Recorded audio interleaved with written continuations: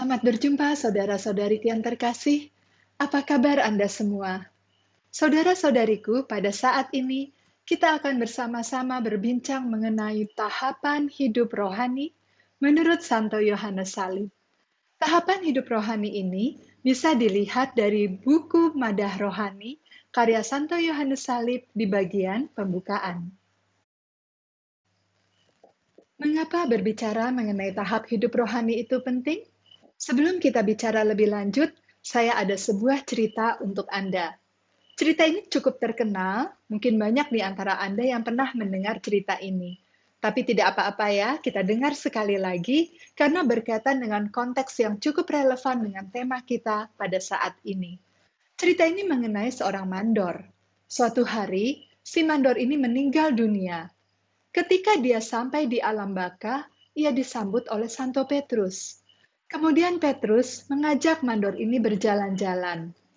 Pertama, sang mandor ini diajak berjalan-jalan ke sebuah daerah real estate. Di situ banyak rumah-rumah mewah. Dan ada satu rumah yang cukup mewah, cukup bagus.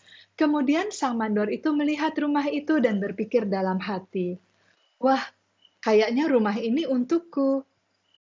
Tapi sang Petrus itu rupanya bisa menebak apa yang dikatakan dalam hati sang mandor. Santo Petrus tersenyum dan berkata, "Rumah ini adalah rumah tukang batumu." "Wah, bagus sekali rumahnya dia sekarang di surga," kata sang mandor. Dan sang mandor pun hatinya berbunga-bunga. Dia berpikir, tukang batunya saja rumahnya sebagus itu di surga, apalagi dia. Kemudian Santo Petrus mengajak berjalan-jalan sang mandor ke sebuah daerah yang lebih mewah lagi, di mana rumah-rumah itu bukan saja mewah, tapi betul-betul seperti istana. Kemudian tibalah mereka di depan sebuah rumah yang sangat indah, yang sangat mewah, yang pernah dilihat oleh sang mandor. Sang mandor terpesona, dia kagum, dan bertanya pada Petrus, "Kalau ini rumah siapa?" Santo Petrus pun tersenyum dan menjawab, "Ini adalah rumah tukang cat. Tukang cat yang selama hidup di dunia menjadi bawahanmu." Wah, sang mandor pun hatinya semakin berbunga-bunga. Dia berpikir, tukang batu saya, tukang cat saya, bawahan-bawahan saya rumahnya bagus-bagus. Apalagi rumah saya ya, seperti apa rumah saya ini? Sang mandor pun hatinya sudah mulai tidak sabar, ingin segera melihat rumah apa yang disediakan Tuhan baginya di surga. Kemudian Santo Petrus mengajak mandor itu terus berjalan. Kali ini ternyata bukan ke daerah perumahan yang mewah-mewah, tetapi ke perumahan yang miskin. Lalu mereka menelusuri kampung demi kampung, dan sampai ke sebuah kampung yang rumahnya itu sungguh-sungguh sangat-sangat sederhana. Sampai akhirnya mereka tiba di ujung kampung, ada sebuah rumah yang menyendiri. Rumah itu betul-betul reot, betul-betul sangat sederhana, bahkan bisa dibilang tidak layak untuk dihuni. Sang mandor namanya saja mandor. Dia langsung menilai rumah ini.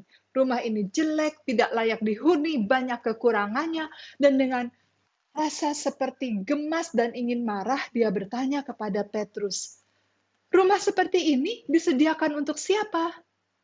Lalu Petrus dengan sabar dan tersenyum berkata kepada sang mandor, "Rumah ini untukmu." Betapa kagetnya sang mandor. Mengapa bawahan-bawahannya rumahnya begitu bagus, sementara dia sendiri yang mandornya rumahnya begitu jelek, bahkan tidak layak huni? Lalu apa jawaban Petrus? Petrus berkata, "Bagaimana kami bisa membangun rumah yang bagus untukmu? Karena selama kamu hidup di dunia, kamu jarang sekali kirim semen ke surga." Saudara-saudariku, Yesus telah menyediakan tempat bagi kita masing-masing. Bukankah dalam Injil Yohanes pasal 14, Yesus berkata demikian, "Di rumah Bapakku banyak tempat tinggal. Jika tidak demikian, tentu aku mengatakannya kepadamu. Sebab aku pergi ke situ untuk menyediakan tempat bagimu. Dan apabila aku telah pergi ke situ dan telah menyediakan tempat bagimu, aku akan datang kembali dan membawa kamu ke tempatku, supaya di tempat di mana aku berada, kamu pun berada. Jadi saudara-saudariku, Yesus telah menyediakan tempat bagi kita. Ada tempat bagi kita masing-masing satu persatu Anda dan saya di surga. Karena Yesus ingin di mana Ia berada, di situ pun kita berada. Bukankah ini cinta Yesus dan kerinduan Yesus yang besar bagi kita semua? Nah, sekarang masalahnya, seberapa rajin kita kirim semen ke surga? Apakah di surga kita akan membiarkan tanah kita sebagai tanah kosong dan kita kedinginan menggigil di sana? Atau kita rajin mengirim semen ke surga? Nah, apa yang dimaksud dengan semen ini? Semen ini tidak lain adalah cinta kasih. Karena kekudusan tidak lain adalah cinta kasih. Kita tahu Allah adalah kasih. Dan Allah itu begitu kudus, karena Allah kasihnya sempurna. Jadi kekudusan tidak lain adalah cinta kasih. Apabila kita rajin mengirim cinta kasih ke surga, maka rumah tanda kutip kita, rumah kita di surga, akan menjadi rumah yang bagus. Artinya apa? Bahwa segala sesuatu, segala cinta kasih, jalan-jalan kekudusan yang kita perjuangkan di dunia ini akan menghantar kita ke dalam persatuan dengan Allah. Saudara-saudariku, mengapa dari tadi kita bicara tentang kehidupan yang akan datang? Seberapa penting sih ngomong tentang kehidupan yang akan datang? Nah, saya ingin mengajak Anda untuk merenung sedikit. Sebetulnya, kita ini lebih lama hidup di mana? Lebih lama hidup di dunia atau lebih lama hidup di keabadian? Berapa lama kita bisa hidup di dunia? Pemazmur mengatakan 70 tahun atau 80 tahun jika kuat. Anggaplah misalnya umur kita 100 tahun. Wah, satu abad ya, panjang sekali.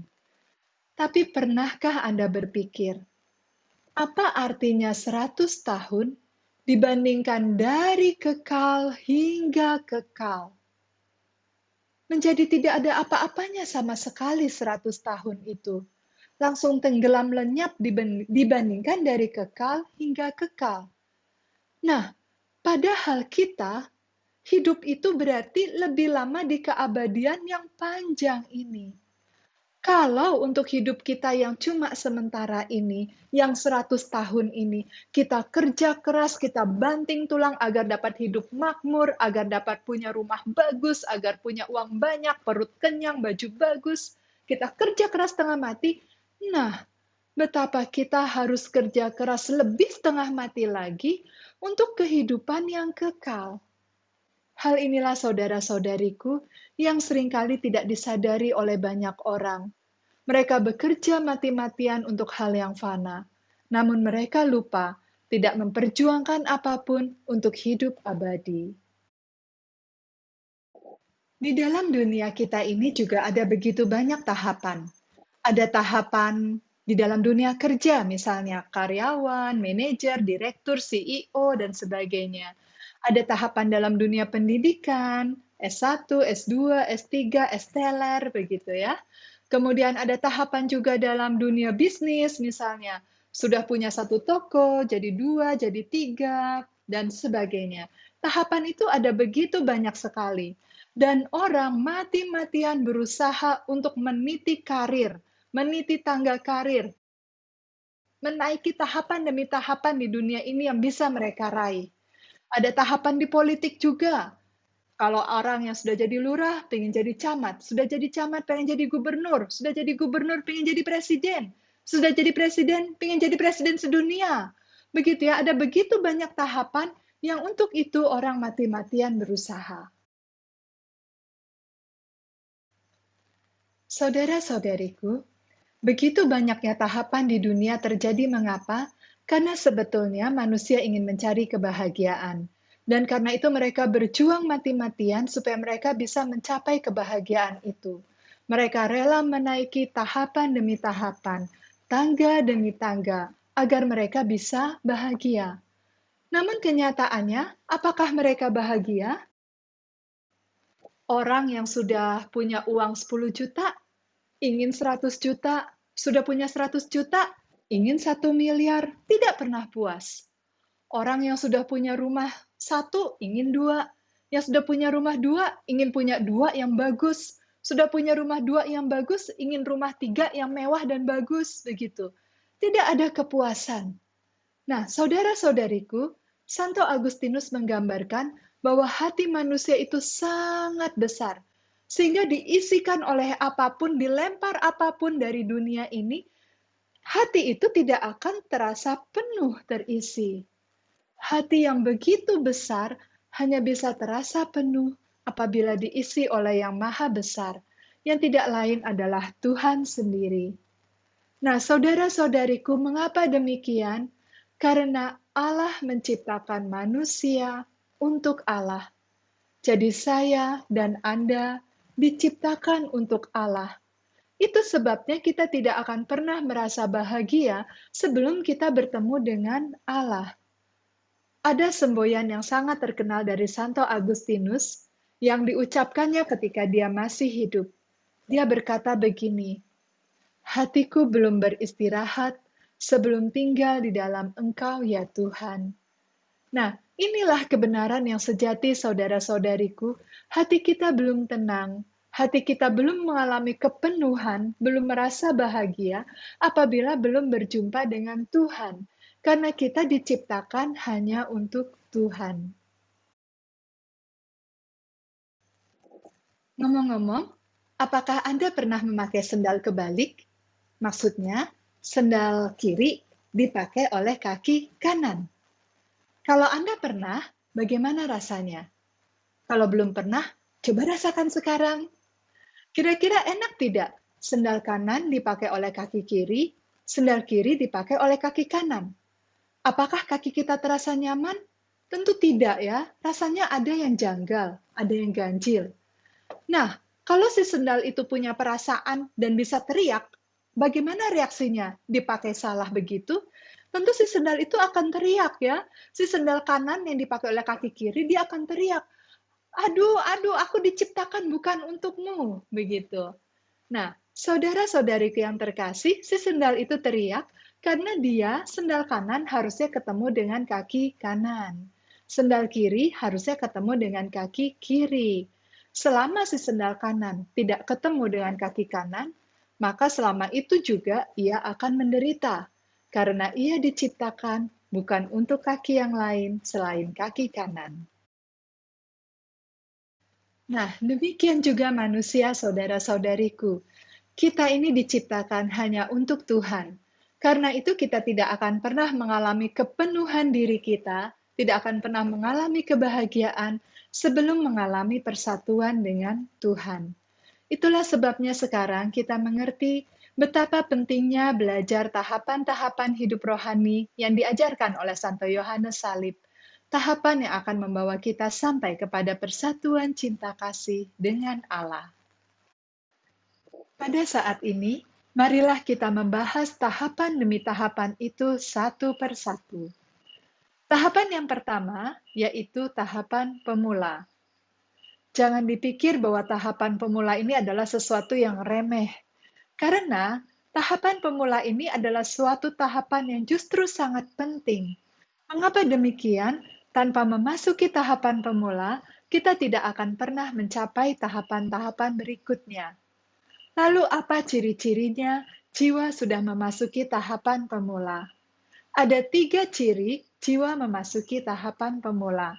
Yang pertama, pada saat itu jiwa melihat segala sesuatu yang di dunia ini fana adanya. Tidak ada yang abadi. Dia melihat uang fana. Dia melihat barang-barang fana.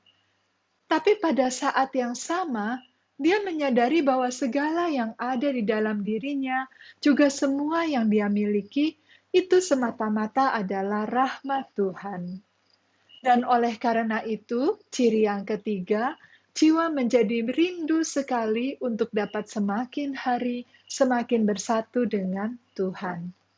Nah, jadi saudara-saudariku, kalau pada saat ini Anda sudah dapat menempatkan Allah di atas segala-galanya, itu adalah ciri bahwa Anda sudah dapat melihat bahwa segala sesuatu yang di dunia ini fana belaka.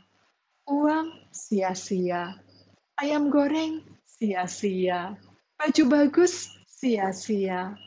Nah, itu semua menunjukkan bahwa kita bukannya tidak membutuhkan itu, tapi itu bukan segalanya.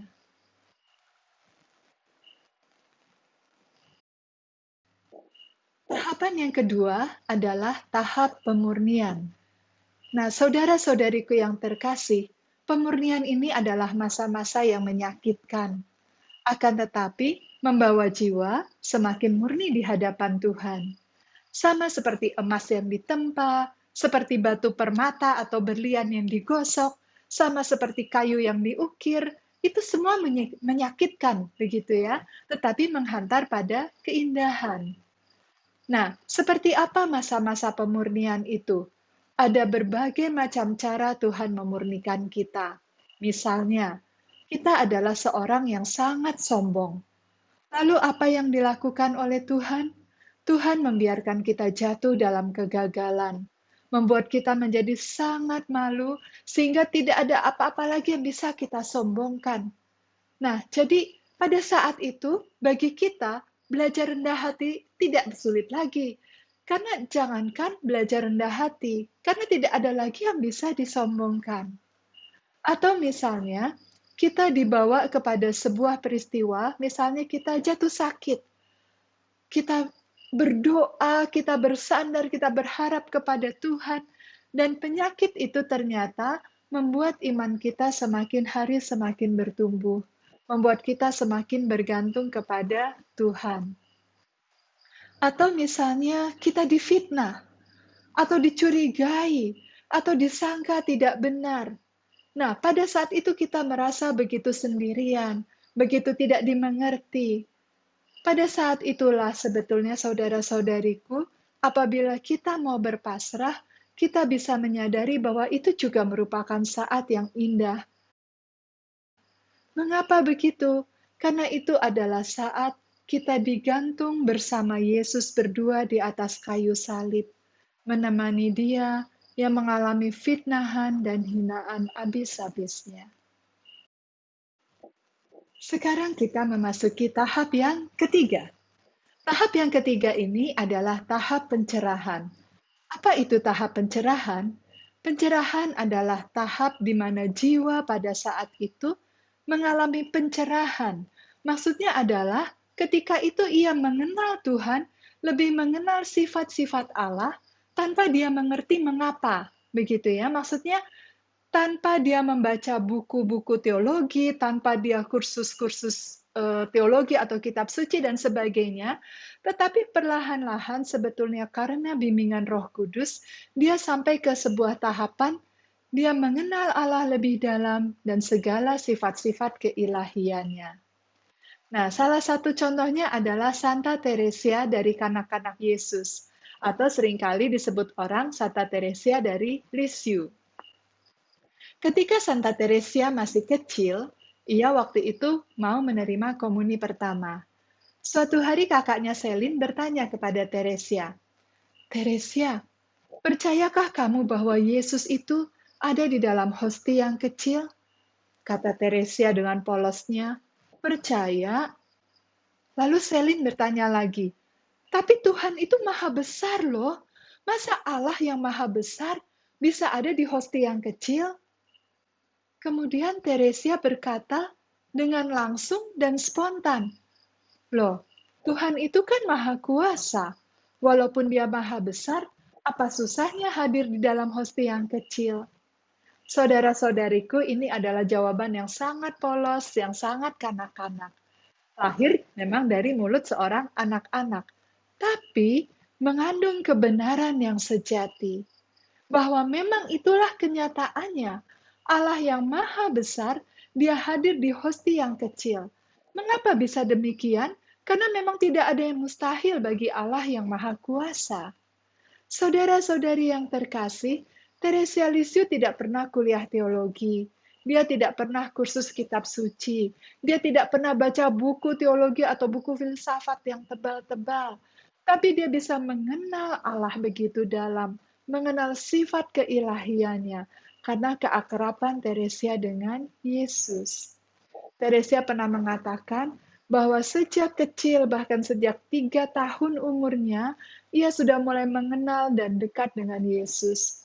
Bahkan sebagai seorang anak kecil, Teresia bersama kakak-kakaknya biasa bermain-main. Apa yang menjadi mainan mereka?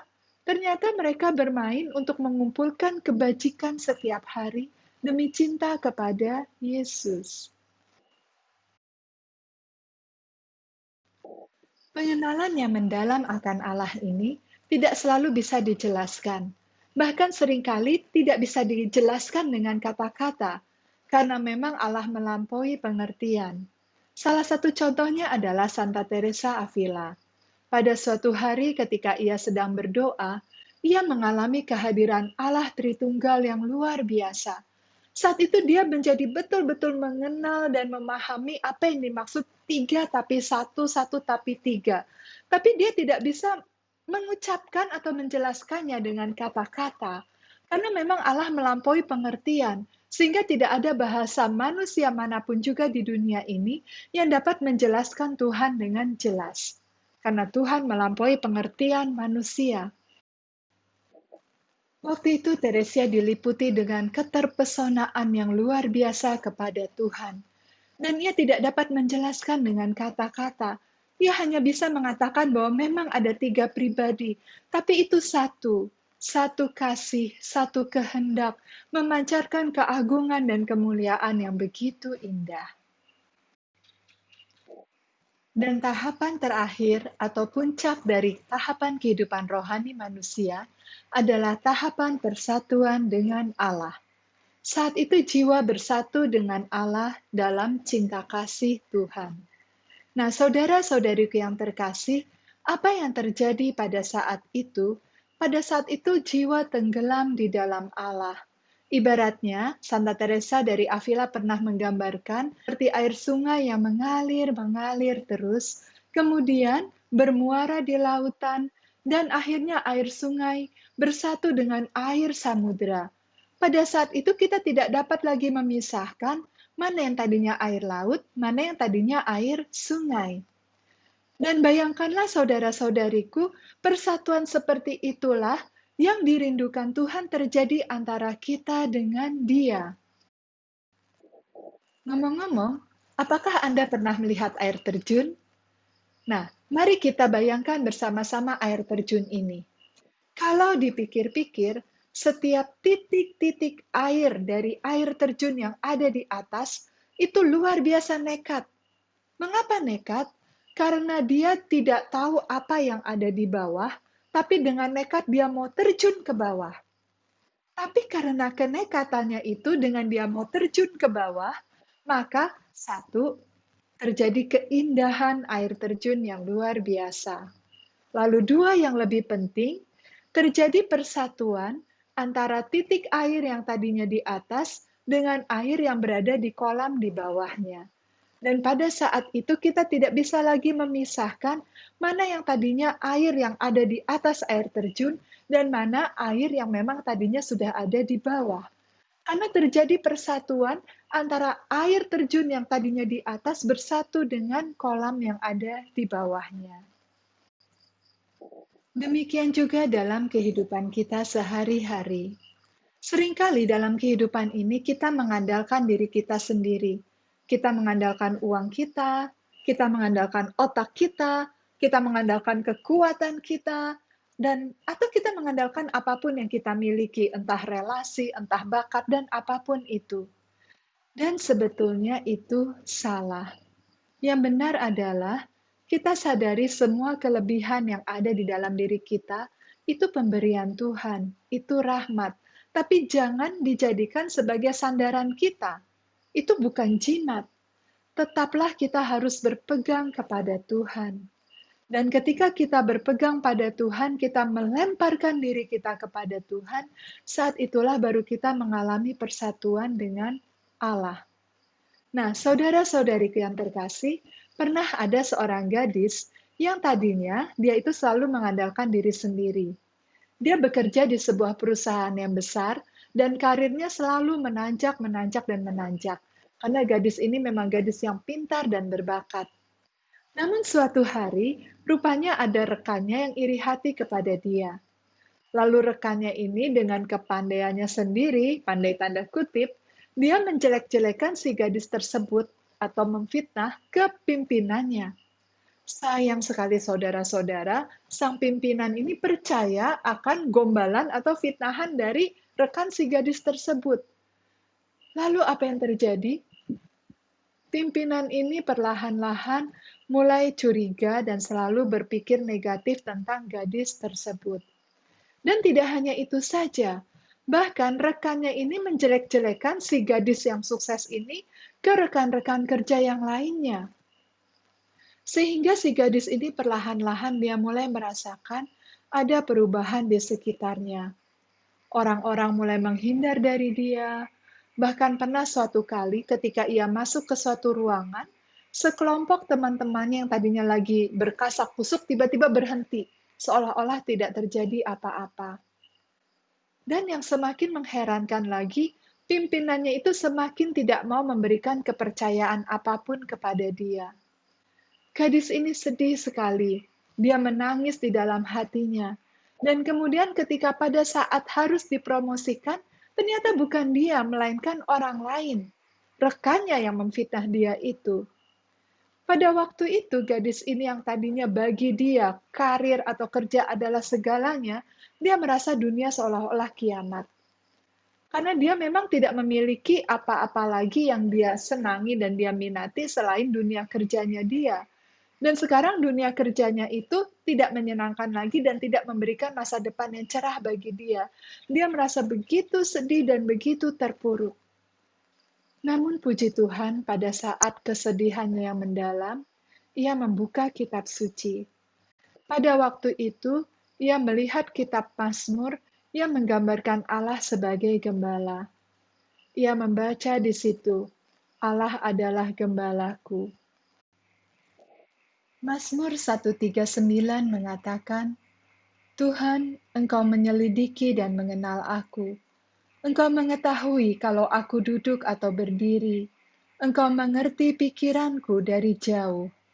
Dari belakang dan dari depan Engkau mengurung aku, dan Engkau menaruh tanganmu ke atasku. Kemana aku dapat pergi menjauhi roh-Mu? Kemana aku dapat lari dari hadapan-Mu? Jika aku mendaki ke langit, Engkau di sana.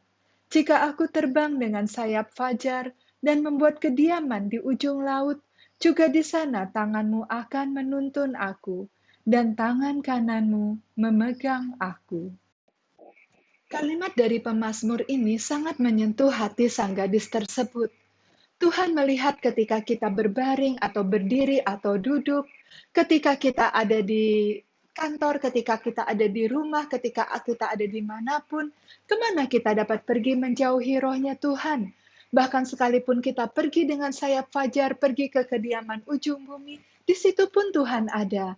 Di situ Tuhan melingkupi kita. Dia menuntun kita, dia ada bersama kita. Dan kenyataan ini membuat gadis itu merasa tentram dan damai.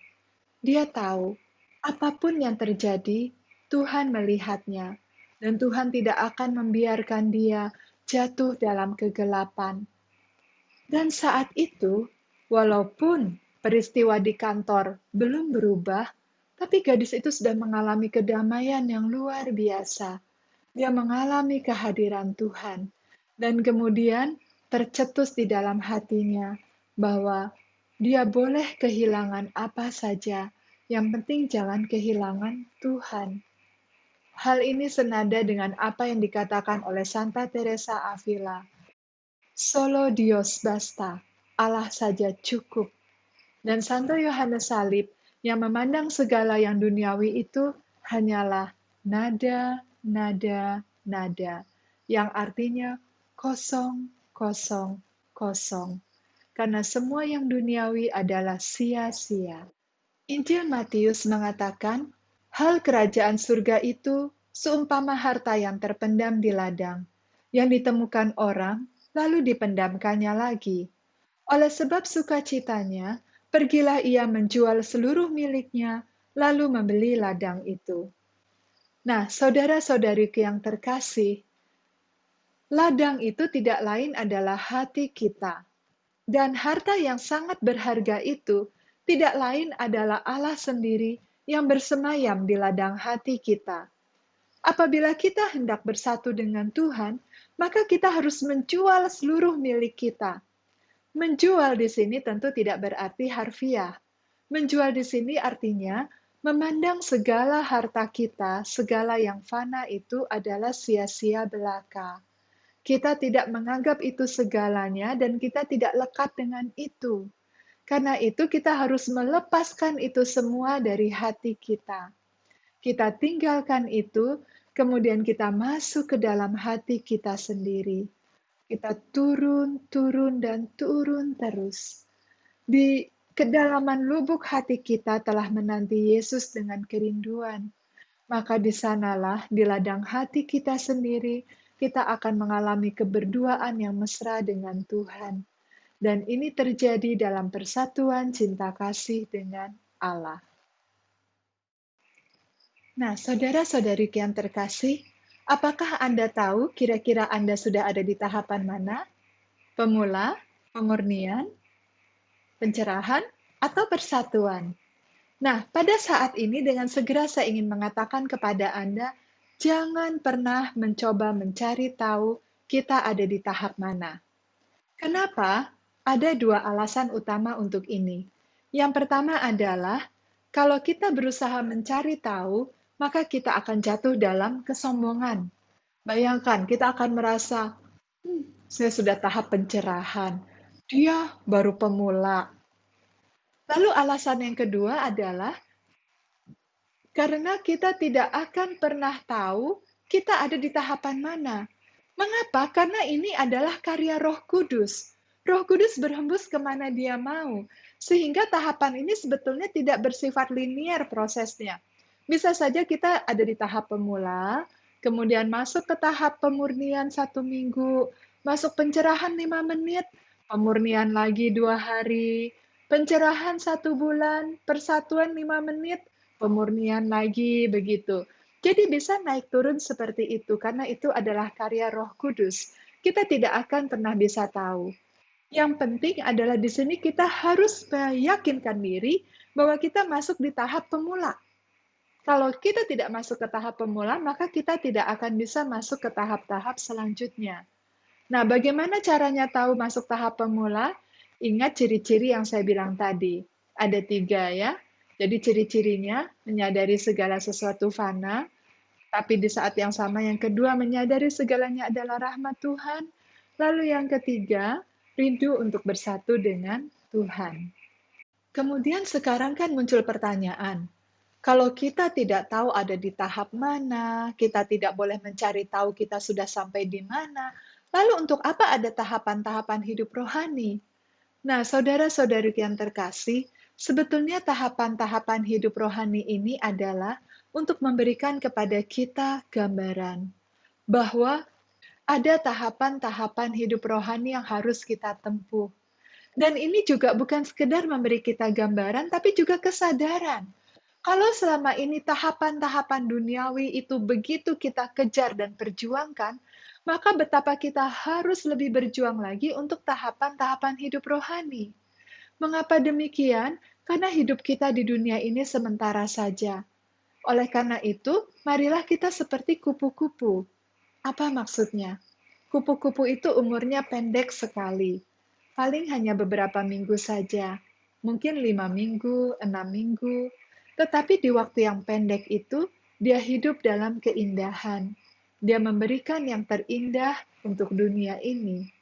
Oleh karena itu, saudara-saudariku, saya ingin mengajak Anda semua. Marilah di waktu yang singkat ini, dalam hidup yang sementara di dunia ini, kita menyatukan kehendak kita dengan kehendak Tuhan. Sehingga kita bisa menjadi kupu-kupu yang indah, yang terbang menuju Tuhan, bersatu dengan Dia.